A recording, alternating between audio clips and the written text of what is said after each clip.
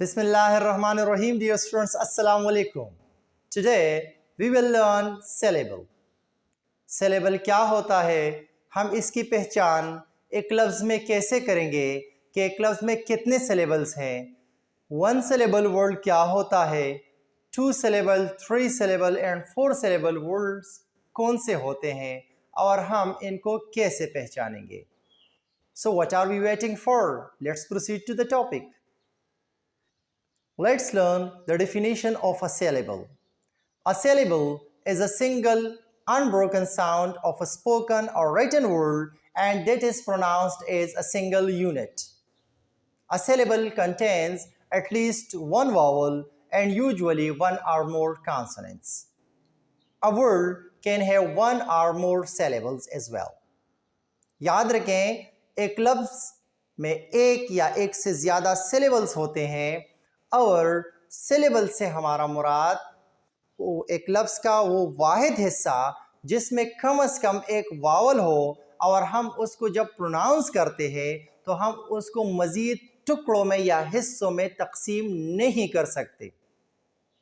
ये इंतहाई लाजमी पॉइंट है कि इसमें कम से कम एक वावल होता है, क्लियर, और हम इसको जब प्रोनाउंस करते हैं सेपरेटली तो हम उसको मज़ीद तकसीम नहीं कर सकते. Let's proceed towards the examples of syllables. हम सीखते हैं कि वन syllable word कौन सा होता है, टू syllable word कौन सा होता है, three and four syllable word कौन सा होता है. याद रखें, ये इंतहाई लाजमी पॉइंट है, इस वीडियो को एंड तक ज़रूर देखिएगा. अगर आप हमारे चैनल पे नए हैं तो हमारी इंकरेजमेंट के लिए और मज़ीद इसी तरह की वीडियो अपडेट्स के लिए हमारे चैनल को सब्सक्राइब करें और बेल आइकन को ज़रूर क्लिक कीजिएगा. ज़्यादातर कम्पिटिटिव एग्ज़ाम्स में MCQs लेवल पर इसी तरह के क्वेश्चंस आते हैं, जैसा कि ईटा, NTS, FTS टेस्ट होते हैं. उसमें आपके पेपर में एक क्वेश्चन आता है कि एक लफ्ज़ आपको दिया जाता है और आपसे ये क्वेश्चन वो कर सकते हैं कि इसमें कितने सिलेबल्स हैं. मतलब ये जो लफ्ज़ आपके सामने क्वेश्चन में मौजूद है तो इसमें आप फाइंड आउट करें कि ये कितने सिलेबल पर मुश्तमिल है. For example sneeze. अब इस लफ्ज़ को अगर आप देखें तो ये एक सिलेबल पर मुश्तमिल है. इसमें वावल भी मौजूद है और कॉन्सोनेंट्स भी है और याद रखें हम इसको मज़ीद हिस्सों में तकसीम नहीं कर सकते जब हम इसको प्रोनाउंस करते हैं. That's why it is a single syllable word. Now look at the second one, dislike. Dislike.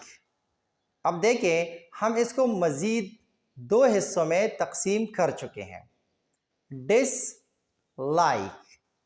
अब डिस को देखें, इसमें एक वावल मौजूद है और दो कॉन्सोनेंट है तो ये एक हिस्सा हुआ और लाइक, LIKE, लाइक. अब देखें इसमें भी वावल्स मौजूद हैं और ये दूसरा पार्ट है जिसको हम बआसानी दो हिस्सों में प्रोनाउंस कर सकते हैं. डिसलाइक. क्लियर. तो ये दो सिलेबल्स पर मुश्तमिल एक लफ्ज़ है.